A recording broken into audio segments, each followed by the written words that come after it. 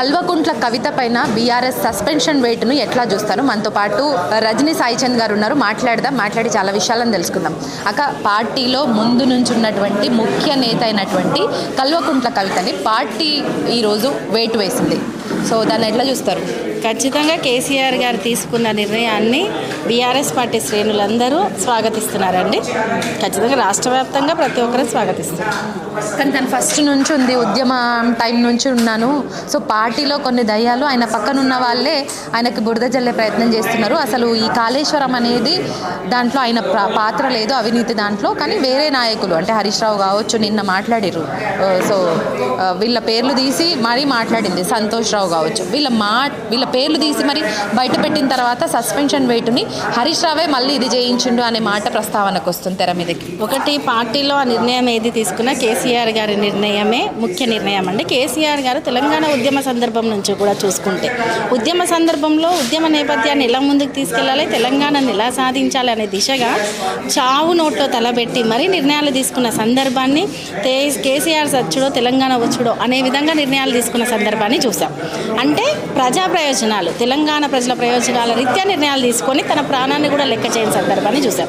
10 ఏళ్ల కాలం పాటు BRS party అధికారంలో ఉన్నప్పుడు ఈరోజు ఏదైతే బురద జల్లే ప్రయత్నం చేస్తున్న కాళేశ్వరం లాంటి మహా కట్టడాన్ని 3 ఏళ్ల కాలంలోనే పూర్తి చేసి ఈరోజు ఎన్నో ఎకరాలకు సాగునీరు అందిస్తున్న నిర్ణయాలను, లేదు తెలంగాణ ప్రజలకు ఎటువంటి సంక్షేమాన్ని అందించే నిర్ణయాలను తెలంగాణ ప్రజలను దృష్టిలో పెట్టి నిర్ణయాలు తీసుకున్నారో చూస్తున్నాం. అంటే కేసీఆర్ గారు ఏ నిర్ణయం తీసుకున్నా అది తెలంగాణ ప్రజల శ్రేయస్సు కోసమే.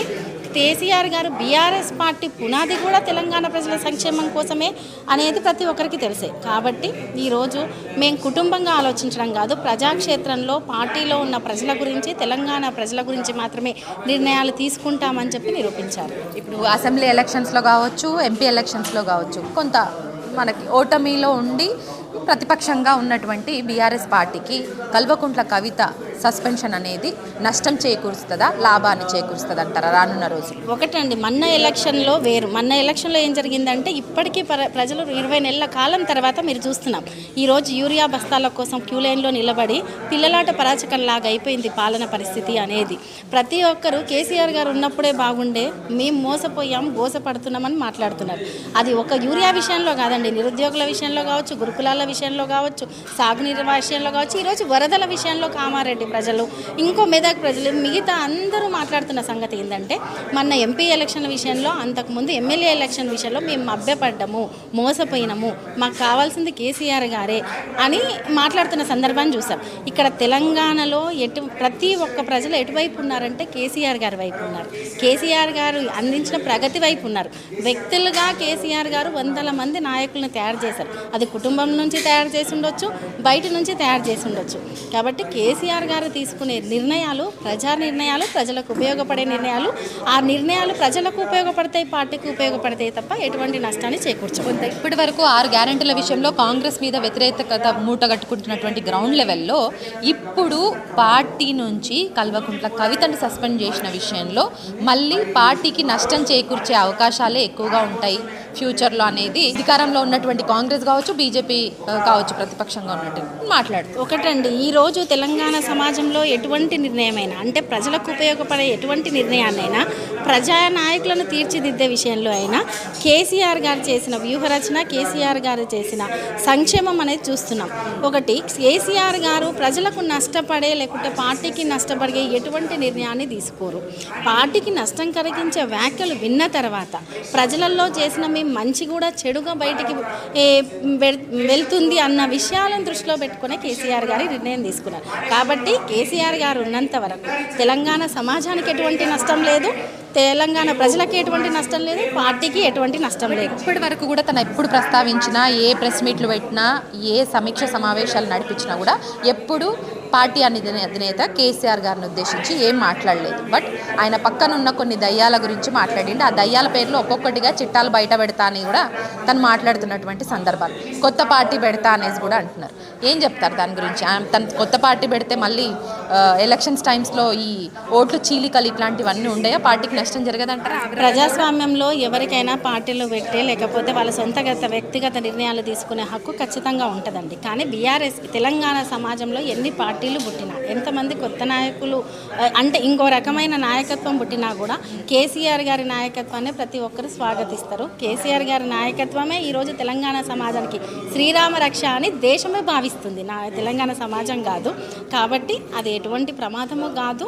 ఇంకొకటి కేసీఆర్ గారు తీసుకున్న నిర్ణయాలనే కదండి ఎవరైనా ఈరోజు ఇంతకుముందు పార్టీలో ఉన్న వాళ్ళైనా బయట ఉన్న వాళ్ళైనా ఎవరైనా పార్టీలో ఏదైనా ప్రజలకు ఉపయోగపడే నిర్ణయం అనేది కేసీఆర్ గారికి తెలియకుండా జరిగేది కాదు. కాబట్టి ఎవరినన్నా అది కేసీఆర్ గారిని అన్నట్టే. సో ఈ కాళేశ్వరం ప్రాజెక్టు గురించి ఒక్క విషయం మాట్లాడదాం మేడం. అవినీతి జరిగిందనేసి గవర్నమెంట్ సిబిఐకి అప్పచెప్తే ఇక్కడ ఉన్నటువంటి అంటే కవిత గారు ఏమంటున్నారంటే దాంట్లో అవినీతి జరిగిందని చెప్పకనే చెప్తున్నట్టు మాటలు మాట్లాడుతున్నారు. అధినేత విషయంలో జరగలేదు కానీ కిందున్న నాయకుల విషయంలో జరిగింది అని చెప్పకనే చెప్తున్నారు. ప్రతిపక్ష అంటే ఇప్పుడు గవర్నమెంట్ అంటే కాంగ్రెస్కి కావచ్చు అట్లాగే బీజేపీ నాయకులకు కావచ్చు మాట్లాడేందుకు ఆస్కారం ఇచ్చి వాళ్ళ నుంచి విమర్శలు ఈరోజు చూసాం మనం. మార్నింగ్ ఎంపీ అరవింద్ కావచ్చు అట్లాగే కాంగ్రెస్ పీసీసీ మహేష్ కుమార్ గౌడ్ కావచ్చు మాట్లాడుతున్నారు. సో విమర్శిస్తున్నారు. అలా విమర్శించడం వల్లనే కదా ఈరోజు కేసీఆర్ గారు అటువంటి నిర్ణయం తీసుకున్నది. ఒకటి కాళేశ్వరం విషయంలో నిజంగానే అవినీతి అని మాట్లాడుతున్న కాంగ్రెస్ నాయకులకు మేము ఒకటి చెప్తున్నాం. నిన్న అసెంబ్లీలో అందరు కనుక చూస్తుంటే ఓవైసీ గారు ఒక మాట అన్నారు. కాళేశ్వరం విషయంలో కమిషన్ ఒక మాట చెప్పింది, 6.9 కోట్లు రికవరీ చేయాలి అని చెప్పింది. మరి ఆ కమిషన్ వచ్చిపోయినందుకు ఖర్చు వాళ్ళ ఫ్లైట్ల ఖర్చు 3 కోట్లు అయ్యింది అని చెప్పారు. చెప్పండి దీన్ని బట్టి కాళేశ్వరంలో ఏం అవినీతి జరిగిందో చెప్పండి అని చెప్తున్నాం. రెండోది వీళ్ళకి చాతగాక సిబిఐకి అప్పచెప్పడము, రాష్ట్ర ప్రభుత్వ పరిధిలో ఉన్నదాన్ని సిబిఐకి అప్పచెప్పడం అంటే వాళ్ళ కుట్ర ఏందో, అది కేంద్రం కుట్రనా రాష్ట్రం కుట్రనా కలిపి 2 కుట్ర చేస్తున్నాయా అనేది ప్రజలు గమనిస్తున్నారు. నిజంగానే కాళేశ్వరం విషయంలో ఇబ్బంది ఉంటే కాళేశ్వరం నీళ్ళే 1 ఎకరాకు అందకుంటే వీళ్ళు ఎందుకు వెళ్ళి మోటార్ లాంచ్ చేయాలండి? ఈరోజు అన్ని బంద్ చేసి పెట్టమనండి, తెలంగాణ ప్రజలు తిరగబడరా చూద్దాం.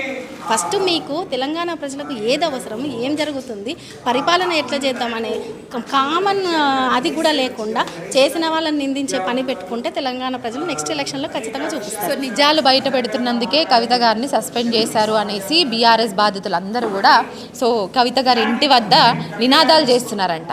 సో దీన్ని ఎట్లా చూస్తారు? మరి తనకి కొంత స్ట్రెంత్ అయ్యే ఛాన్సెస్ ఏమన్నా ఉన్నాయంటారా? మేము కవిత గారికి వ్యక్తిగతంగా ఆత్మవిమర్శ చేసుకోమని చెప్తున్నాం. ఏవి నిజాలు, ఏవి అవాస్తవము, ఏవి అవాస్తవం అనేది ఒకసారి ఆలోచించమని చెప్తున్నాం. ఎందుకంటే ఈరోజు ప్రపంచం మొత్తం తెలంగాణ అభివృద్ధిని చూసి నివ్వెరపోయింది, తెలంగాణ పరిపాలన చూసి నివ్వెరపోయింది. కేసీఆర్ గారు ఎటువంటి సంచలనాత్మకమైన నిర్ణయాలు తీసుకున్నారు తెలంగాణ ప్రజల విషయంలో అనేది తిరిగి చూసింది. కాబట్టి తెలంగాణలో 10 ఏళ్ల పాటు అద్భుతమైన ప్రగతి జరిగింది. అవసరమైతే ప్రగతిని చెప్పండి అని మేము చెప్తాం. ప్రయారిటీ తగ్గిందన్న విషయంలోనే తను ఇలాంటి నిర్ణయాలు తీసుకున్నట్టు అనిపించలేదా? తన మాటల్లో వాస్తవాలు లేవంటారు. ఒకటి పార్టీ ప్రజల విషయానికి వస్తే వ్యక్తిగత స్వలాభాల కోసం ఆలోచించే వాళ్ళు రాజకీయ నాయకులుగా అంటే రాజకీయ నాయకులు ప్రజల గురించి బయటకు వచ్చే వాళ్ళు వ్యక్తిగత ప్రయోజనాల గురించి ఆలోచించరు అనేది కేసీఆర్ గారు మాకు నేర్పించిన క్రమశిక్షణ. Thank you so much. So మొత్తానికైతే పార్టీ గురించి కాకుండా తన స్వలాభం గురించి పనిచేస్తున్న ఎట్లాంటి వాళ్ళనైనా పార్టీలో కొనసాగింపు అనేది ఉంటుంది. అది పార్టీకి సంబంధించిన కార్యకర్తల దగ్గర నుంచి పార్టీ అధినేతల దగ్గర నుంచి సో పేగు బంధాల వరకైనా కేసీఆర్ గారు ఒకటే నిర్ణయం తీసుకుంటారు. సో పార్టీ క్రమశిక్షణ ఉల్లంఘిస్తే ఖచ్చితంగా సస్పెన్షన్ అనేది కంపల్సరీ ఉంటుందనేది మాత్రం ఇప్పుడు ఈరోజు కల్వకుంట్ల కవిత విషయంలో తీసుకున్న నిర్ణయాన్ని బట్టే అందరికీ చెప్పకనే చెప్పినట్టు అనేది రజనీ సాయి చంద్ గారు చెప్తున్నటువంటి మాట. కెమెరా పర్సన్ రాజేష్తో హరిత, న్యూస్ 9 తెలుగు.